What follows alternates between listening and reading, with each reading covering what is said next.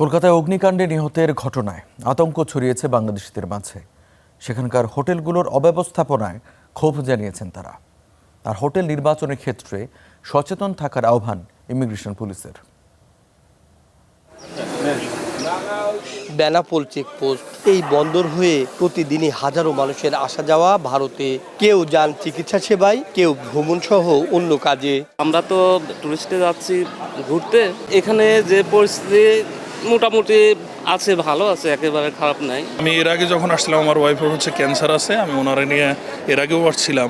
19 August মধ্যরাত কলকাতার new market এলাকার গালিব স্ট্রিটের শিখাহীন হোটেল।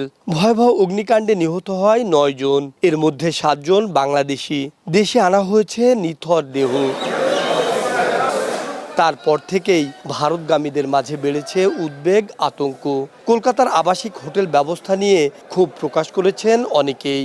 এটি তো একটি দুর্ঘটনা। এই দুর্ঘটনার দায় তো কলকাতা সরকারেরও আছে। মানসিকভাবে ভাই একটু তো ভীত সন্ত্রস্ত হয়ে আছি ভাই, সেটা বিষয় না, তারপরে তো যেতে হবে ভাই। 9 জন মারা গেল, এরা সচেতনতার অভাবে। আমরা সামনের দিকে ইনশাল্লাহ, আমাদের ভয়ও আছে, সচেতনতা আমরা এগিয়ে নিতে। ইমিগ্রেশন পুলিশ বলছেন, ভারতে যাওয়া যাত্রীদের নানাভাবে সতর্ক করা হচ্ছে। আবাসিক হোটেল নির্বাচনের ক্ষেত্রে সচেতন থাকার আহ্বান জানানো হয়েছে। বাইরে অনেকে আছে যারা পরামর্শ দেয় যে অমুক হোটেলে যান, ঠিক আছে। এই ক্ষেত্রে আমরা বলি যে তারা যেন একটা পরিচিত হোটেল বা ভালো মানের হোটেল ওঠে। যে কলকাতায় দেখা যাচ্ছে অনেক ঘিজিমিজি একটা জায়গা থেকে, ঘনবসতিপূর্ণ এলাকা, যেন একটা সুন্দর হোটেল ওঠে যারা অন্তত নিরাপদে থাকতে পারে। স্বজনহারা পরিবারের পাশে দাঁড়াতে সরকারের প্রতি আহ্বান জানিয়েছেন সচেতন মহল।